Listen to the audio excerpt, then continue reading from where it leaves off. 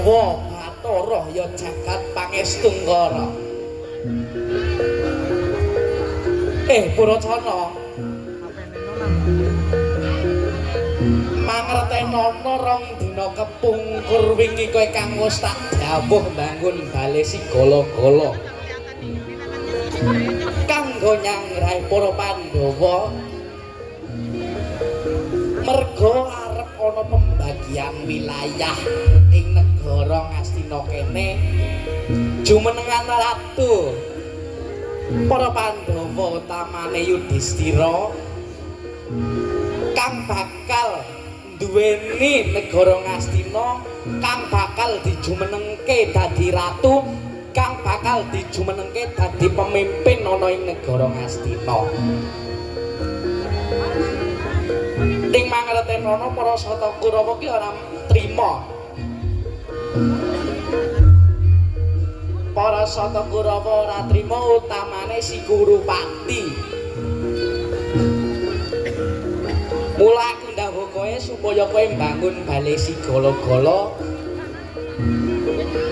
Bangun bale sigala-gala nganggo suluh sing garing-garing.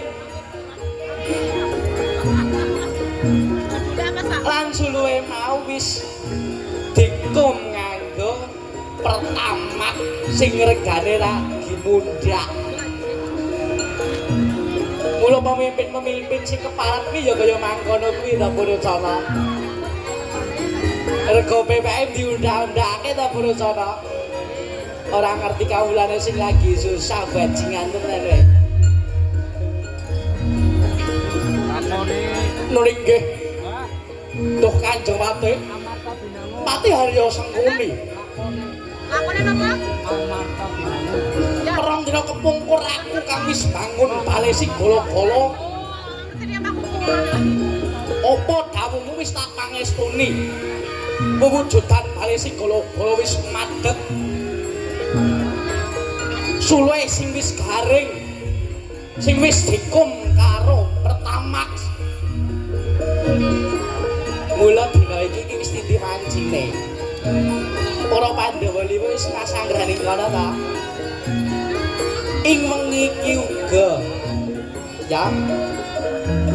Ing bengi iki uga kowe budhal menyang bale sigala-gala. Obongen bale sigala-gala. Supayane Pandhawa mati mengko si Yudhistira ya Puntadewa ki ora sida dijumenengke ratu ing negara Ngastina. Kowe ngerti ta? Nuning nggih. Menawi mekaten kula namung sendika ngestuaken dawuh menapa ingkang dawuh paduka badhe kula sendikaken. Badhe kula laksanani. Ning nyuwun sewu, ya kepiye? Wewujudan bale sigala-gala ingkang sampun dipun bangun kula ket wingi menika dereng dipun depeni. Wah. Jebul kowe njaluk depet ta? Lha nggih. Proyek larang-larang kangge menapa? Menawi kula menika boten dipun paringi uang muka. Ya. Wingi perjanjian iki 20 yuta ya. Nggih. Kuwi durung dipotong pajak dan lain-lain, durung dipotong karo konsumsi dan lain-lain nek ngono ta. Nggih. Ya. Mula iki tampan ana iki.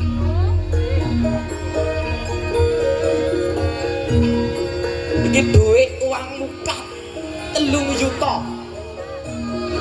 Mengko saluwe bakal lampahke kowe kabeh. Aku ora bakal motongi nganggo apa pati-pati kok korupsi ngono ya ora kaya negara liya-liyane ta. Nuling nggih. Matur gunging panuwun.